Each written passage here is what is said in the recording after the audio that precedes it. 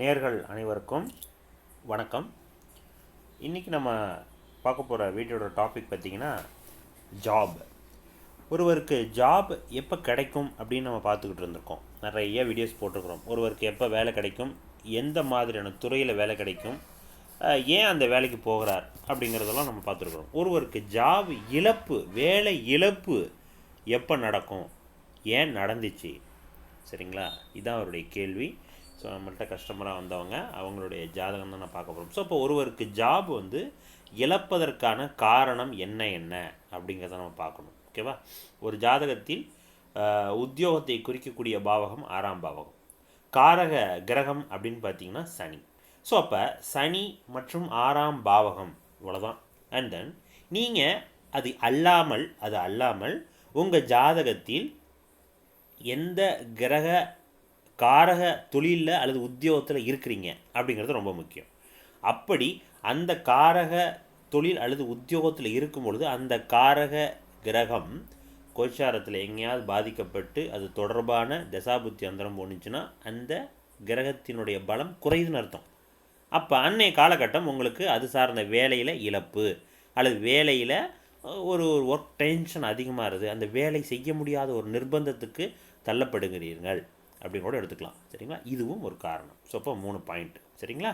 காரக கிரகம், எந்த காரக தொழில் உத்தியோகத்தில் இருக்கிறீங்களோ அந்த காரக கிரகம் பாதிப்பு, 6ஆம் அதிபதி பாதிப்பு அல்லது சனி, இவ்வளோதான். இந்த 3 விஷயத்துக்குள்ளே தான் இந்த உத்தியோகம் சம்மந்தப்பட்ட பாசிட்டிவ் அண்ட் நெகட்டிவ், வேலை கிடைத்தல் அல்லது வேலை இழப்பு. இப்போ வேலை இழப்பு அப்படிங்கிறதுக்கான காரணம் இன்றைக்கி பார்க்க போகிறோம்.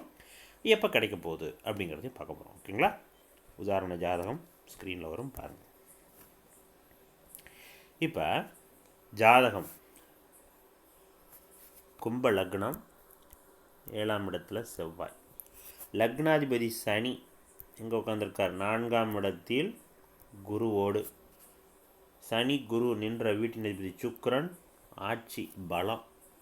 அண்ட் தென் 8ஆம் இடத்துல சூரியன் மற்றும் புதன் உச்சம், 11ஆம் இடத்துல கேது, 5ஆம் இடத்தில் சந்திரன் ராகு. நல்லா புரிஞ்சுக்கணும். இங்கே சந்திரன் எத்தனை டிகிரி, 24 டிகிரி, ராகு 27 டிகிரி. இப்போ சந்திரனை நோக்கி ராகு போகிறார்னு அர்த்தம், சந்திரன் ராகுவை நோக்கி வர்றாருன்னு அர்த்தம். சந்திரன் clockwise, Rahu anticlockwise. So இந்த ஆஸ்பெக்டில் நீங்கள் புரிஞ்சுக்கணும். இப்படி தான் கிரகங்கள் மூவ் ஆகும். அப்போ இந்த ஜாதகத்தின் 6ஆம் பாவகம் அதிபதி யார் சார்? சந்திரன். இப்போ நடக்கிற தசாபுத்தி என்ன? இவங்களுக்கு இப்போ நடந்துக்கிட்டு இருக்கிறது சனி திசையில் செவ்வாய் புத்தி இப்போ போயிட்டுருக்குது. 2022 உங்களுக்கு வேலை இழப்பு, 2021 நவம்பர் காலகட்டங்களில் சந்திர புத்தி ஸ்டார்ட் ஆகிடுச்சு. புரிஞ்சுக்கிட்டீங்களா? அப்போ 2021 கோச்சார கிரகங்கள் எங்கெங்கே உட்காந்துருக்கும் அப்படின்னா முக்கியமாக சனி, கோச்சார சனி இங்கே உட்காந்துருக்கும். புரிஞ்சுக்கிட்டீங்களா? இப்படி ப்ராக்கெட் போட்டுக்கிறது கோச்சார சனி. ஓகே. அண்ட் தென் கோச்சாரத்தில் ராகு கேதுகள், ராகுங்க உட்காந்துருக்கும், கேது உட்காந்துருக்கும். மேஜர் வருட கிரகங்கள் இங்கே தான் இருக்கும், பெரிய விஷயம் கிடையாது. இப்போ இந்த 2022 சந்திரனுடைய புத்தி ஸ்டார்ட் ஆகும் பொழுது சந்திரனை நோக்கி சந்திரனுடைய வீட்டை சனி பார்ப்பது தப்பு. கொச்சர சனி 6ஆம் இடம் டிஸ்டர்ப் ஆகுதுன்னு அர்த்தம். வேலை இழப்பு அல்லது தூர இடத்தில் நகர்த்துதல், நமக்கு பிடிக்காத இடத்திற்கு நகர்த்துதல். பொதுவாக இந்த கும்பலகணத்திற்கு சந்திரன் நன்மை தரமாட்டார். இந்த ஜாதகத்தில் சந்திரன் பாவத்திற்கு மறைஞ்சாலும் அடியும் வாங்குறார், அதுவும் தப்பு. ஓகேவா? ஸோ இந்த அடிப்படையில் இந்த ஜாதகத்தில் சந்திரன் ராகுவோடு கிரகணமாய் நிற்பது தப்பு, கோச்சாரத்தில் 6ஆம் பாவகத்துக்கு சனி பார்வை தப்பு, இவ்வளோ விஷயங்கள் இருக்குது. ஓகேவா? ஸோ அன்றைய காலகட்டம் 2022 குரு பார்க்குறாரே சார், கோச்சாரத்தில் குரு இங்கே தான் நிற்பார். ஓகேவா? ஸோ குருவினுடைய பார்வை உங்களுக்கு 5ஆம் பார்வை இந்த 6ஆம் வீட்டை பார்க்கும். அப்போ சேவ் பண்ணலாமே அப்படின்னா ஒரு வேலை இழப்பு தான், ஒரு பெருசாக என்ன சொல்கிறது, ஒரு கேவலமான ஒரு சம்பவங்களோடு இழப்பு அப்படிங்கிறது இல்லை, மரியாதையான இழப்பு. இந்த இடத்துல குரு பலமாக வேலையை தக்க வச்சுக்குவாங்க.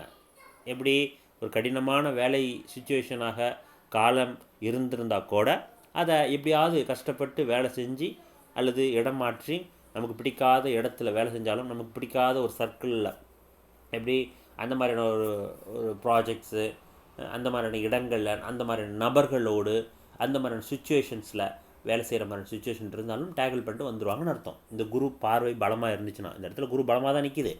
ஆனால் அதை விட சனி மற்றும் ராகுவோடு சந்திரன், காரக கிரகம் அடி வாங்குது, காரக வீடு அடி வாங்குது. ஸோ இவ்வளோ விஷயங்கள் இருக்கிறதுனால அது வேலை இழப்பு அப்படிங்கிறத கண்டிப்பாக கொடுத்துருது. சரிங்களா? ஸோ இதுதான் ரீசன். ஸோ இப்போ சந்திர புத்தி தொட்ட உடனே உங்களுக்கு வேலையில் பிரச்சனை, வேலை இழப்பு கன்ஃபார்ம் ஆகிடுது. ஓகேவா? ஸோ அப்போ இதுதான் பிரச்சனை. சரி, செவ்வாய் புத்தி வேலையை கொடுக்குமா? செவ்வாய் புத்தி இந்த 2024 ஜூலை வரைக்கும் போயிட்டுருக்கு. ஸோ இன்றைய காலகட்டம் செவ்வாயை குரு பார்க்குறார். சரி, செவ்வாய் கோச்சாரத்தில் குரு பார்க்குறார்.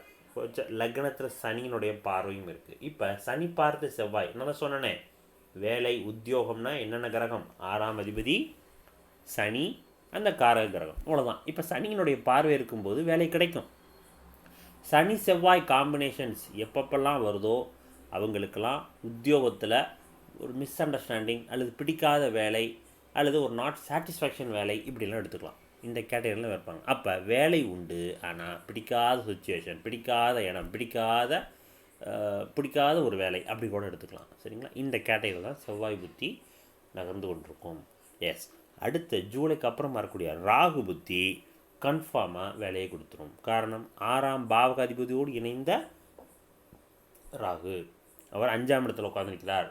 ராகு நின்ற வீட்டின் அதிபதி புதன் உச்சம். ஸோ இப்போ கன்ஃபார்மாக சந்திரனோடு, அதாவது ராகுவோடு இணைந்த கிரகங்கள், ராகுவை பார்த்த கிரகங்கள், ராகுவோடு கேந்திரத்தில் கூடிய கிரகங்கள், எல்லா பலனையும் ராகு தான் செய்ய போகிறார். ராகு தான் டாமினேட் பண்ண போகிறார். ஸோ அப்போ மிதுன ராகுவாக இருக்கும்பொழுது சந்திரன் 6ஆம் பாவகாதிபதியுடைய வேலையை கண்டிப்பாக ராகு தான் செய்ய போகிறார். அப்போ சனி திசையில் ராகு புத்தி உள்ளே வரும்பொழுது கன்ஃபார்மாக அந்த வேலை கிடச்சிரும் அப்படிங்கிறத சொல்ல முடியும். ஓகேவா? ஸோ அப்போ ஒரு ஜாதகத்தில் வேலை எப்போ கிடைக்குது அல்லது வேலை இழப்பு ஏற்படுதுன்னா அது ஏன் ஏற்படுது, எப்போ ஏற்படுது, அதற்கான காரணம் என்ன சொல்ல முடியும். ஸோ இப்போ நம்ம நினச்சிக்கிட்டு இருப்போம் நம்மளால தான், ஸோ நம்மளுடைய கொலீக்ஸு அல்லது இந்த ஒரு காரணத்தினால தான் நமக்கு இப்படி தான் போகுது. இதெல்லாம் டிஃபால்ட்டாக ப்ரோக்ராம் பண்ணப்பட்ட ஒரு விஷயம். ஸோ நம்ம கர்மாவின் அடிப்படையில் இந்த சம்பவங்கள் நடக்குது, அதுக்குள்ளே நம்ம இருந்து கொண்டிருக்கோம், அவ்வளோதான். இதை கிராஸ் பண்ணி போயிட்டே இருக்கணும். அந்த அடிப்படையில் தான் போகுது. அதே போல் பாசிட்டிவும் அப்படி தான். இப்போ பாசிட்டிவ் வரப்போகுது ஜூலைக்கு அப்புறம். ஸோ அப்போ அதையும் நீங்கள் நம்மளோட முயற்சினால தான் கிடைக்குது, அல்ல கிடைக்கணும்னு விதி இருக்கிறதுனால நீங்கள் முயற்சி பண்ணுறீங்க, அது கிடைக்குது. புரிஞ்சுக்கிட்டிங்களா? ஸோ இந்த அடிப்படையில் தான் ஜாதகம் இயங்கி கொண்டு நிற்கிது. ஸோ உதாரண ஜாதகம் இதற்காக தான் நம்ம எடுத்தோம். நேர்களுக்காக கண்டிப்பாக பிடிச்சிருக்கும்னு நினைக்கிறேன், புரிஞ்சிருக்கும்னு நினைக்கிறேன். இப்படி புரிஞ்சிருச்சுன்னா நம்ம சேனலை சப்ஸ்கிரைப் பண்ணிவிட்டு ஃபாலோ பண்ணிக்கங்க. நன்றி, வணக்கம்.